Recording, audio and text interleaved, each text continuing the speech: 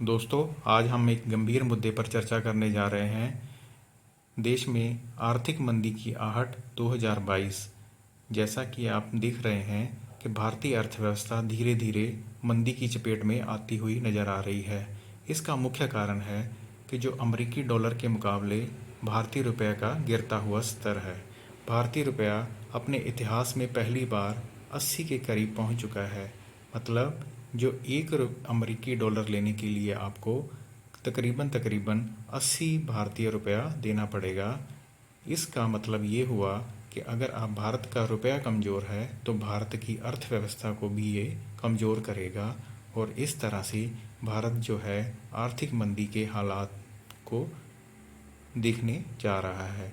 यहाँ पे आप देख सकते हैं कि सन 2004 से लेकर 2022 तक भारतीय रुपया 45 से कैसे 80 रुपये प्रति डॉलर पे ट्रेड होता हुआ नज़र आ रहा है। अब सवाल ये उठ रहा है कि लगातार हो रही इस गिरावट के जो कारण हैं, भारतीय अर्थव्यवस्था में क्या कारण है और भारतीय अर्थव्यवस्था के लिए क्या संकेत है।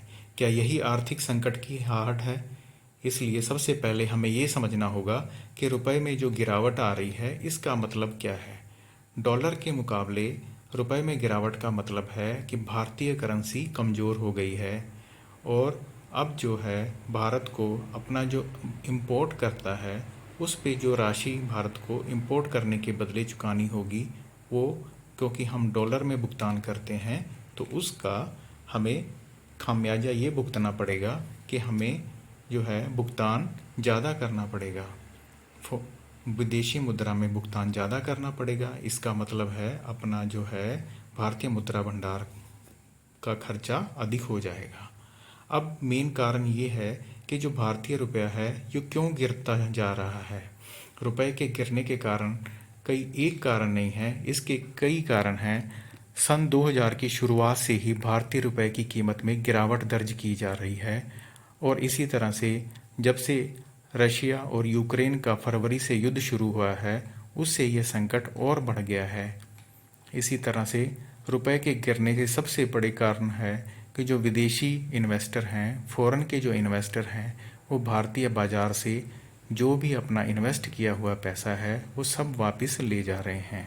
इसका कारण क्या है कि जो यूएस में है वो ब्याज दरें बढ़ रही हैं, तो इन्वेस्टर क्या करेगा, अपना पैसा भारतीय बाज़ार जो कि उनको अब मैक्सिमम जो रिटर्न मिलने वाला था वो मिल चुका है और अमेरिकी बाज़ार उनको ज़्यादा रिटर्न देगा और उनका जो ब्याज दरें हैं वहाँ पे बढ़ने के कारण उनको जो अपना लोन या लिया हुआ लोन उस पे ज़्यादा उनको रेट ऑफ इंटरेस्ट पे करना पड़ेगा। तो इसलिए वो अपना पैसा वापस अपने देशों में ले जा रहे हैं। पिछले करीब 6 महीनों से जो फॉरेन पोर्टफोलियो इन्वेस्टर हैं वो भारतीय बाज़ार से 23 से 24 करोड़ रुपया अपना निकाल चुके हैं।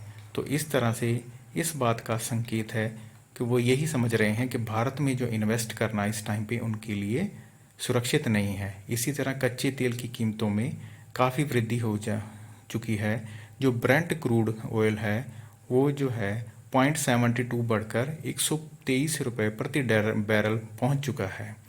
शेयर बाज़ारों के जो अगर अस्थायी आंकड़े देखे जाएं तो अब तक जो फॉरेन पोर्टफोलियो जो इन्वेस्टर हैं उन्होंने 4200 करोड़ रुपए के शेयर बेचकर अपना पैसा भारतीय बाज़ार से निकाल चुके हैं। इसी तरह जो अमेरिका है उसमें महंगाई 40 सालों के उच्चतम स्तर पर पहुंच चुकी है और तेज़ी से बढ़ रही है। मई महीने में जो महंगाई है 8.5% के अराउंड दर्ज की गई थी। भारत में भी महंगाई की दर जो है मई में 7% है। इस तरह भारतीय रिजर्व बैंक ने इसको काबू करने के लिए महीने में 2 बार 90 पॉइंट बेसिस की जो अपना रेट ऑफ बढ़ाया है। इसी तरह फेडरल अमेरिका का जो फेडरल बैंक है वो भी इसको बढ़ाने पर चर्चा करने वाला है। तो इस तरह से विदेशी निवेशक भारतीय बाजार से अपना पैसा निकालकर अपने हाथों में सुरक्षित कर रहे हैं।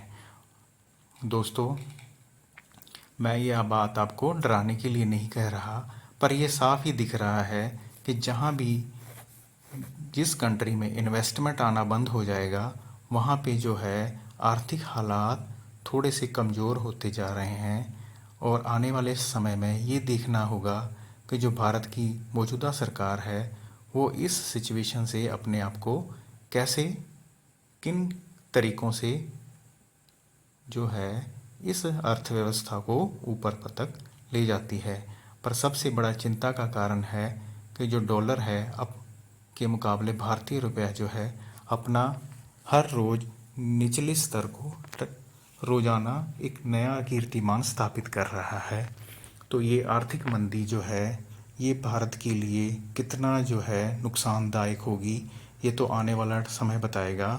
पर दोस्तों, ये वीडियो आपको कैसा लगा इसके बारे में अपने सुझाव लिखिए। इस चैनल को सब्सक्राइब करिए, वीडियो को लाइक करिए, शेयर करिए और अपने दोस्तों तक इसको पहुंचाइए।